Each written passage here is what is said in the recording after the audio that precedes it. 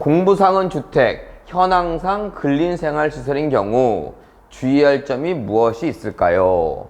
모르는 게 왜 이렇게 많은지 찾아봐서 하려니 뭐부터 알아봐야 할지 막막하여 질문드립니다. 공부상은 주택, 현황은 근린생활시설인 경우 주의할 점이 무엇이 있을까요? 아까 제목과 같은 내용이고요.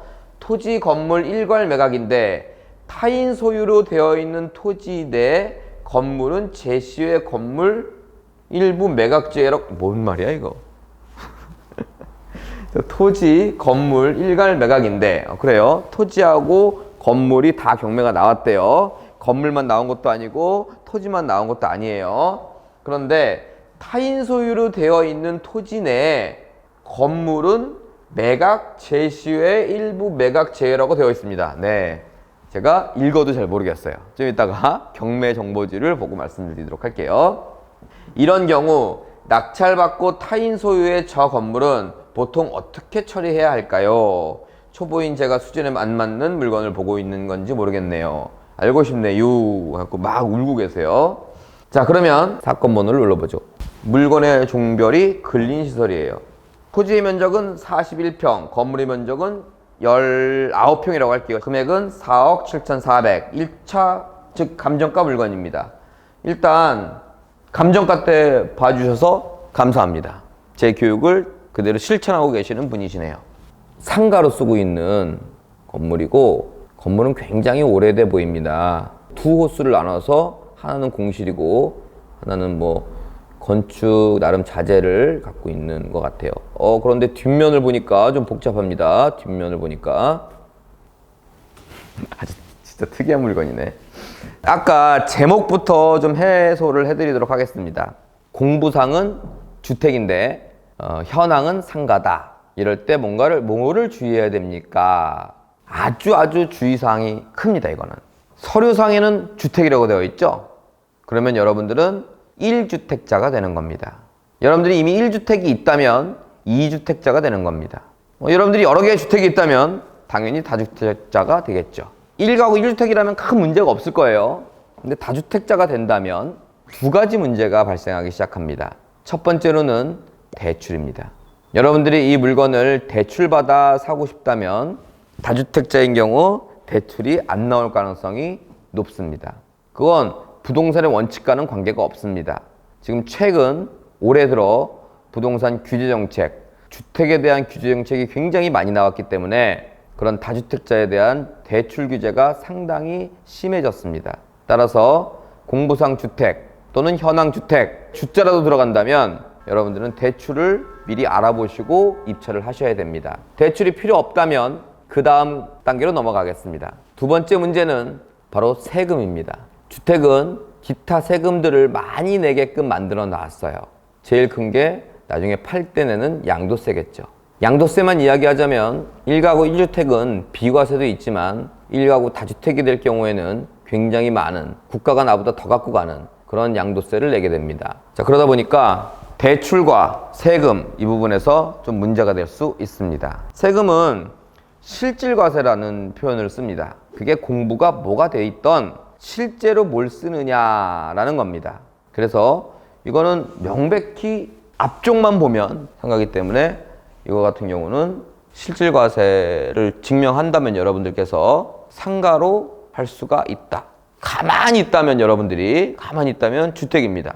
그러면 여러분들이 가구가 없어, 집이 없어, 그럼 가만히 있으면 되고 그럼 이제 보유하고 그러면 뭐 세금 적게 낼 테니까. 집이 있다, 그래서 피해가 있다, 그러면 이걸 상가라고 증명하시면 될 것 같습니다. 자, 두 번째 질문 내용은 뭐였냐면 여기 아까 제가 잘 못 알아들었던 부분이죠. 토지 건물 일괄 매각인데 타인 토지로 되어 있는 어쩌고저쩌고 이거 못 알아들었잖아요. 근데 이거를 한번 풀어볼게요. 이건 어디 나와 있냐면 지도를 보면 보이시나요? 이거 가라고 쓴 하얀 부분이 있고 어설프게 점선으로 그려진 기역과 니은이 있습니다. 니은은 경매 나오지 않은 땅에 이렇게 걸쳐 있어요. 기역은 우리 땅에 오롯이 있고요. 이런 것도 좀 설명을 드리자면 이 하얀 부분은요, 경매지 어떻게 표현되냐면 토지는 뭐 넘어가고 건물 이렇게 표현됩니다. 이게 그 하얀 부분이에요. 단층 근린생활시설 13평 이렇게 감정평가서상에 이렇게 진하게 표현되는 것들은 보통 허가가 난 정식 건물입니다. 여기 보시면 이제 공부상 주택 이렇게 나왔어요. 기역과 니은 이 어설픈 점선, 이게 바로 뭐다? 건물 밑에 제시 외 없는 것도 있지만 있는 게 많아요. 이게 바로 이 점선으로 표시된 단층 두 개입니다. 자, 그러면 이 건물과 제시 외는 뭐냐? 이건 건물이 아닌 거냐? 이것도 건물입니다. 이렇게 표현해 볼게요. 제가 전원주택을 하나 멋있게 졌어요. 그건 건물이에요. 이거는 법에 그렇게 되어 있다는 게 아니라 경매지를 보는 요령을 말씀드리는 거예요. 그건 건물이에요. 그런데 전원주택을 지어갖고 앞에서 농사를 짓다 보니까 농기계 창고가 조그만 게 하나 필요해. 한 3평짜리가. 그걸 뭐 원칙은 뭐 신고나 허가나 해야 되겠지만 그냥 판넬로 이렇게 달아냈어요. 본 집에서. 자, 근데 그거는 건물이에요. 어떻게 보면. 그런데 정식 허가를 받고 지은 건물은 아니죠. 그렇다고 그거를 독립적으로 쓸 수 있냐? 그것도 아니에요. 그 건물이 있기 때문에 거기에 붙어 있는 거예요. 따라서 이 제시의 건물이라고 표현되는 것들은 그렇게 달아낸 건물들, 허가 없이, 신고 없이 건축물리장이나 등기상에 없는 것들, 현장엔 있는데 하지만 독립적이지 않은 것, 이런 것들을 보통 제시라고 해요. 근데 그게 만약에 독립적이고 소유자도 다르다 그러면은 그 제시가 매각제외가 되는 거고, 독립적이지 않고 그 건물의 부합물이다 그럼 매각제외가 아니라는 겁니다. 쭉 볼게요. 단층 두 동이 있죠. 면적도 달라요. 끝까지 쭉 가보면 하나는 매각에 포함이 됐고 하나는 매각에 제외가 됐습니다. 아마도 타인 소유면서 독립적이지 않을까라는 생각이 들어요. 그러면 다시 한번 볼게요. 기역과 니은이 있습니다. 기역은 가, 나와 따로 분리되어 있어요. 니은은 가와 붙어 있습니다. 기역이 독립적입니까? 니은이 독립적입니까? 따로 분리되어 있는 기역이 독립된 것 같아요. 그건 아직 추측이고 예상이니까 이걸 정확히 보기 위해서는 이제 감정평가서를 들어갑니다. 이 각각의 감정가를 산출한 내용까지 내립니다. 자, 산출한 내용이 나오죠? 대지 해갖고 4억 6,300만 원 이렇게 나와요. 그리고 주택에서 840만 원 이렇게 나오죠. 이건 거의 땅값으로만 이루어진 부동산이라는 걸 알 수가 있죠. 여기까지는 우리가 허가난 주택까지 알 수 있어요. 근데 이렇게 내려보니까 기역, 니은이 나옵니다. 하나는 주택이라고 하고 하나는 미상이라고 해요. 용도가. 기역이 이렇게 가니까 평가외 해서 타인 소유라고 나오죠. 니은은 평가를 했어요. 280만 원. 근데 남의 땅에 들어가 있대. 자, 이제 아까 그 질문의 내용을 대략 이해가 갑니다. 기역이 타인 소유의 매각 제외된 건물이고요. 요 니은이 경매는 포함됐으나 남의 땅에 걸려있는 그러한 건물이다. 하지만 허가는 받지 않은 것이다 라는 겁니다. 자, 그러면 여러분들은 그냥 원하시는 대로 하시면 됩니다. 이 부동산의 주는 토지입니다. 90% 훨씬 넘게 감정가가 측정돼 있어요. 하지만 가가 없다면 여러분들 대출이자는 또 알아서 내셔야 될 부분이 될 겁니다. 저 가가 감정가로 따지면 진짜 미미한데 저 가가 있고 없고는 차이가 많이 납니다. 저 가를 새로 지으려면 돈 많이 들어가거든요. 이거 말씀드리는 거예요. 이게 가예요. 뒤쪽으로 안 보이는 게 기역 니은이고, 그래서 이 가가 있다는 건 금액적으로 보는 건 1,000만 원도 안 되는 건물이지만 굉장히 있어야지만 될 것이다. 특별히 신축을 하지 않는 이상에는. 이렇게 생각이 들고, 그러면 두 번째 주는 뭐예요? 가입니다. 그럼 이제 주 말고 부수적인 것밖에 안 남아 있습니다. 니은부터 하겠습니다. 내 거, 남의 거. 니은은 오히려 이 부분이 주택일 가능성도 있으니까 한번 현황, 그러니까 실질과세라고 그랬지 않습니까? 그러면 세금 부분이 문제가 된다면 현황에서 내가 상가라는 걸 증명하기 위해서 이게 주택인지 아닌지를 한번 보셔야 됩니다. 주택이 아니라면 큰 문제가 없고요. 주택이라면 제 생각에는 그냥 부셔버리는 게 낫다. 280만 원짜리거든요. 아마 철거 비용이 더 들어갈 겁니다. 그렇다고 뭐 몇천만 원 이렇게 들어가는 건 아니니까 부셔버리는 게 낫지 않을까. 그러지 않고서는 그냥 두시면 됩니다. 하지만 268-17번지의 소유자가 굿프렌드 경매학원에 출석을 했다. 그렇게 되면 얘기가 달라집니다. 달라진다는 얘기는 가만히 있어봐. 이게 내 땅에 침범하는 걸 알고 굿프렌드 경매하고 와서 공부를 했어.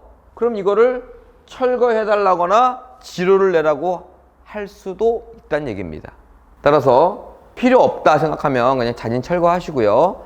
필요하다 생각하면 이 268-17번지의 주인분이 굿프렌드 경매학원에 다닐 때까지만 사용하시기 바랍니다. 두 번째, 기역입니다. 기역은 내 땅에 있는데 남의 건물이 있는 겁니다. 아까 보니까 주택이라고 나와 있는데요. 그건 여러분 주택이 아니니까 뭐 1가구 2주택이 된다 이런 생각은 안 하셔도 됩니다. 그러면 이미 끝났어요. 답변은. 왜? 이 니은이 268-17번지의 소유자가 할 수 있는 거를 여러분이 하시면 된다는 얘기입니다. 부시고 싶으면 부시고 임대를 내고 싶으면 임대료를 내라 그러세요. 아니 부시려면 법정이상권 성립 여부 따져봐야 되는 거 아닙니까? 이게 이제 지식에 치우친 교육을 받은 분들이에요. 난 그렇게 안 가르쳤는데 그런 질문이 나온 스스로를 생각하고 내가 이상한 사람이라고? 이렇게 생각하시라고. 자, 내가 여기다가 지료를 내라 그러면 이 200만 원짜리 300만 원짜리 집에 지료를 낼 사람이 대한민국에 한 명이라도 있을까요? 지료를 내고 유지할 사람이? 지료를 안 내면 부실 수 있잖아요. 근데 이 200만 원짜리 갖고 또 법정 이상권이 성립하느니 오래된 거라서 토지와 건물의 소유자가 같았다느니 이렇게 시작하면 아주 답답합니다. 답답한 사람 되는 거예요.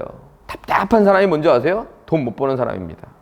혹시나 여러분들이 지금 온라인이니까 제가 이렇게 좀 더 막말할 수 있어요. 바로 당신이 그렇다면 주의하셔야 됩니다. 답답한 사람 되시면 큰일 납니다. 그러면 부시고 싶거나 임대를 받고 싶거나 하시면 됩니다. 그럼 순서로 가볼까요? 임대료를 청구하세요. 임대료를 준다. 평당 1,000만 원짜리 땅에 임대료를 준다. 그럼 여러분들은 어마어마한 행운을 찾으신 겁니다. 근데 좀 전에 말씀드렸죠? 대한민국 인구 중에 한 명도 줄 사람은 없을 겁니다. 그러면 차분히 정리하시면 됩니다. 제가 마인드에 항상 여유를 가져라 이런 표현 쓰잖아요. 그럼 제가 좋게 표현하면 저는 굉장히 여유로워요. 나쁘게 표현하면 좀 게으르고. 이런 게 있으면 그냥 지로 내세요 하고 내용 주문 보내고 뭐 내든 말든 좀 기다립니다. 내일 당장 부셔야지 이런 생각 잘 안 해요. 내일 당장 부시면 만약에 사람이 있는 집이면 분명히 큰 충돌이 생깁니다. 근데 오래도록 지료를 안 냈다거나 공짜로 쓴다거나 내 대출이자가 많이 나가는 걸 이제 알고 있다면 그렇게 부딪힐 일도 없어요. 여유롭다면. 마지막으로 질문은 없지만 한 말씀 더 드리자면 이건 이제 제 생각이에요. 제가 가보지도 않은 상태입니다. 반드시 가보시라는 말씀을 드리면서 제 생각에는 감정가가 조금 싸게 나온 것 같거든요. 그러니까 여러분들 한번 현장에 한번 가보심을 추천드립니다.